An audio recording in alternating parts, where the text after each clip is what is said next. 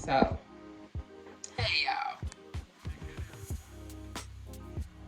My phone has told me I don't know how many times that since I recorded this, like 3 or 4 times, that I need to delete some stuff. And I've been deleting stuff for the past 30 minutes. I'm just over exaggerate. I've been deleting stuff and my phone would still tell me, hey, babe, you need to delete some stuff because you ain't got no space. So this gonna work this time because I'm gonna make it shorter. I'm gonna not ramble. At any rate, I wanted to get in front of you all and share a couple of cleaning products that I make myself, and talk a little bit about why I make my own cleaning products. Um, I'm having a little work done in my home, some construction, like minor construction things. So like wood is being cut, dust is being kicked up from things being cut and tools and stuff being used. And so yeah, I just needed to make my own cleaning products, and I've already made these because, like I said, I've recorded this video, another version of this video, and my phone told me I had to stop it so many times. I was like, let me just do it over again. So I already made these and I tell you what I have in it. These are not like I'm not giving you all recipes because I prefer you all to like look up your own, like do your Google, do your searching, and find out what works with what works best on surfaces. But these two recipes, or these two solutions that I'm about to share with you all, are minor enough that you can kind of play around with the quantities that you use to kind of make your own concoction that's pretty safe. I don't think I'm using anything that you cannot mix together and that's going to, like, you ain't gonna be like Bill Nye the Science Guy and Neil deGrasse Tyson up in your kitchen and stuff exploding.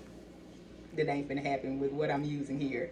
So a couple of things I wanted to share first, and I wrote this down because I kind of do some light searching on these things every so often. But I remember a story that talked about, and this is not a video, it was something I saw that popped up like on my phone, like a news story that popped up on my phone. But they talked about the chemicals that are allowed in the US and the foods and in the products that are banned in other countries. In particular, this article was talking about what's banned in Europe, or in the EU, European Union, that's allowed here in the United States. And first of all, y'all need to know why these companies put these products, put this stuff that's toxic, that's killing us, in their products. And y'all know it's capitalism, right? Y'all know it's to make the CEOs and the folk on top richer, while the people who are in the warehouse making, or who are in the factories making the stuff, are the ones who are suffering. They ain't making, then anyway, they put the stuff in their products to make it more appealing to you, but they're going to use the cheapest and the most toxic stuff to make it more appealing. And as long as the U.S. is allowing it, they're going to use it. For instance, Comet has 146 chemicals, including some linked to cancer, asthma, reproductive disorders, and it has formaldehyde in it. And according to U.S.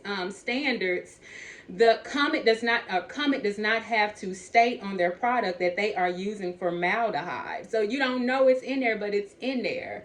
So I know we love Comet, but y'all, it's not good for us. And what we want to try to do is best that we can is to mitigate and alleviate like what we bring into our homes, because when we go outside, we cannot control what's out there. We cannot control. I posted a story on my social media, in particular on Facebook, talking about the part of the city where I live in, where coal ash is being brought from a plant in a whole nother state, is being brought to this part of the city, and how many trucks are having to drive through the city in order to transport that stuff. So when we go outside, we cannot control what we have access to, but in our homes we can do our best to control like what we use, what we're breathing in, what we're putting on our skin. So yeah, we want to do our best to mitigate our access. We want to mitigate our contact with these things.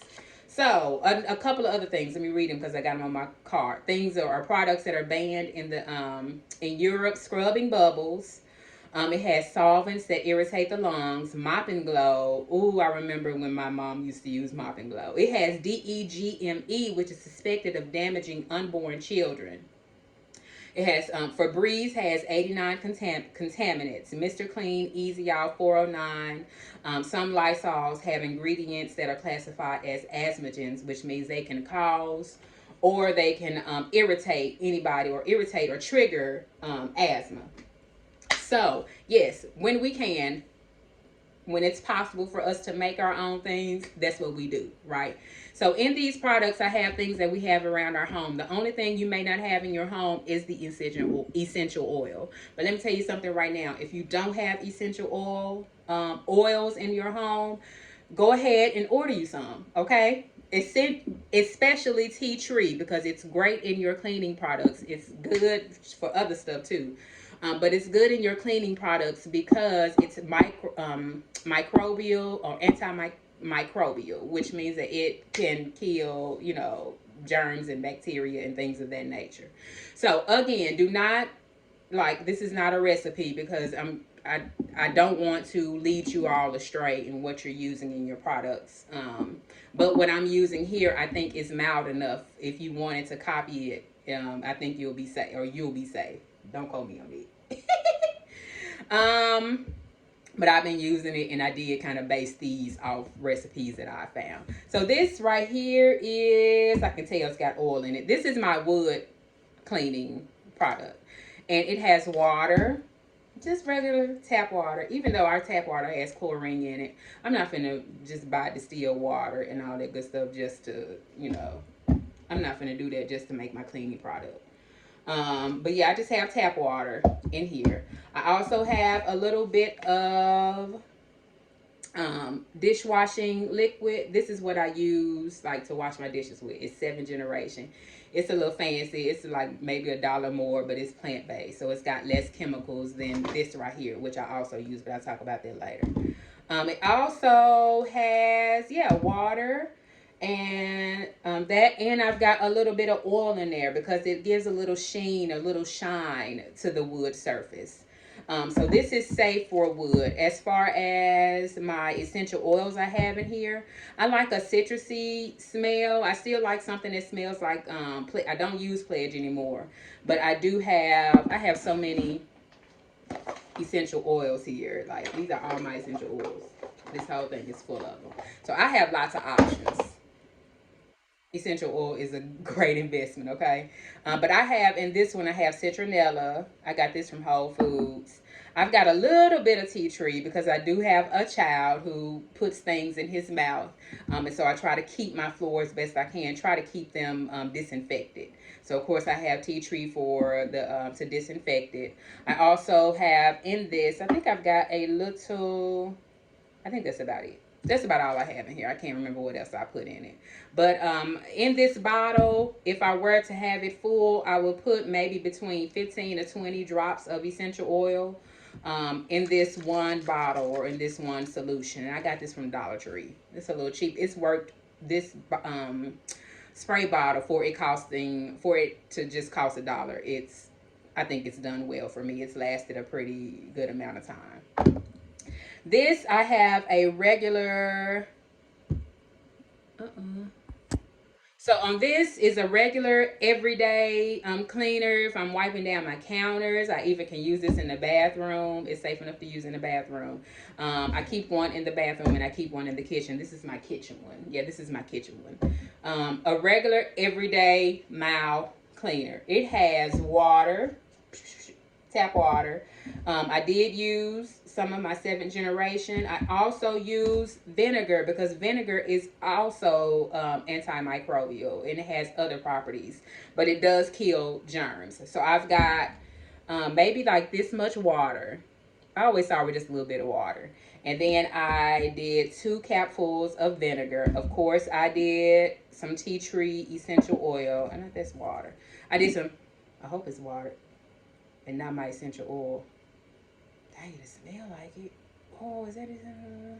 If it is essential oil, it's probably gonna stain. Because as much as I love them, y'all, even too much of these can be toxic. So yeah, I've got tea tree in here. and I wanted something floral, so I did clary sage, and I also did neroli in here. But some of my other favorite scents for cleaning, like if you want to go ahead and start your stash now for essential oils, definitely get you some tea tree. Peppermint is good as well for a household cleaner. If you can get like lemon essential oil is pretty inexpensive because we just like that citrus scent. Neroli is a good citrus based cleanser. I mean, citrusy based essential oil. Neroli is a little bit pricier than like peppermint and whatever. So it's a good three to start with for your cleaning products. Definitely get tea tree, get peppermint, because peppermint just opens you up. And I also will probably get a lemon. Go ahead and get you a citrus. If you want to add some other stuff, I love eucalyptus in my cleaning products. This is my biggest essential oil because I use eucalyptus in all sorts of stuff. And citronella is also a citrusy based essential oil that's inexpensive. So citronella is a good one too. So yeah, get y'all some essential oils, get some water, go to the Dollar Tree, get you some some spray bottles, and get to cleaning. Now, a couple other things I wanted to share before I ended this video. Let me tell you what I use in my tub because I don't use Comet anymore. I knew when I was using Comet some years ago that the way that it would just make me like cough and gag when I was using it to clean with, that it was not good for me, so I stopped. Bon Ami is an alternative to Comet. It's inexpensive. It doesn't have any harsh chemicals, even though it's got a couple of probably things that that are considered a chemical. It's not as harsh as Comet. Okay. So in my tub, I have an old home that still got the old tub in it. But what I use to clean my tub, I know the country folk, this is an old thing. We season our tub with something similar to Comet or Ajax, which I don't use either. But we season it because we just sprinkle it in there and we let it sit. I do the same thing, except I use Bon Ami. I put a little water in the tub. I sprinkle the Bon Ami. I with a little bit of this inexpensive dishwashing liquid. I think I got this from Target, and as you can see, it's probably comparable to Dawn because Dawn is good for dirt and grease on your dishes, but it's also good for dirt in the bathroom and in other places that can take something like a Dawn. Okay, so yeah, I use Bon Ami water, Bon Ami, dishwashing liquid, and then I have a scrubbing brush with a handle, and I scrub it real good. I even get my towel on the bathroom, in the bathroom shower, and I let it sit for maybe like 2 hours. I come back, I rinse it, and wipe it. And when I tell y'all, this and this together is wonderful in the bathroom, okay? As well as this, basic cleaning product. And I can't use that in the tub. This is just for wood because it's got oil in it. Ain't nobody trying to slip and fall in the tub. Last thing. Get you an oil diffuser, okay? It's for essential oils and water. If you do not have one of these, get you one because I know we like our homes to smell good. Y'all, those plug-ins have all type of chemicals in it. Air fresheners, I just told y'all about Febreze, anything that's an aerosol is going to have some chemicals in it, y'all. These companies are really trying their best. They probably don't even use this. Let me tell you, CEOs probably don't even use this stuff in their home. Okay, they probably using all natural stuff while they, selling stuff that's going to kill us and make us sick. But if you want your home to smell good, just get you a couple of invest in a diffuser and, do what you can do to stay away from the aerosols and the plug-ins. I know they smell good, y'all, but they are not good for the air quality in our home. Remember, we're trying to mitigate and lessen our dependence on these things that are not good for us, because we know once we hit that door when we go outside, y'all, we're going to be hit with so many different things that we have no control over. But we do have control over what we bring in our homes, right? And so that's it. That's all I want to share with y'all. Peroxide. Last thing, I recently read an article that some doctors say that we don't need to use peroxide anymore on our cuts and our, and anything we're trying to heal. Number one, y'all know peroxide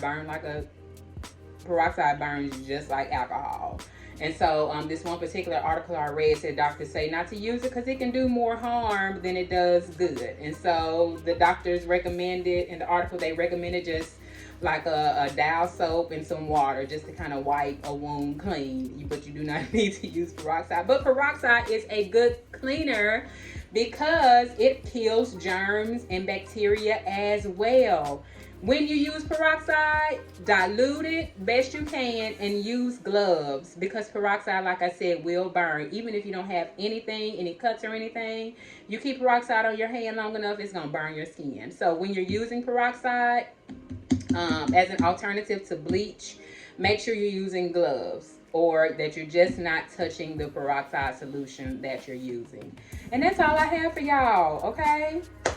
Y'all happy cleaning. Get away from the chemicals best you can. All right, bye-bye.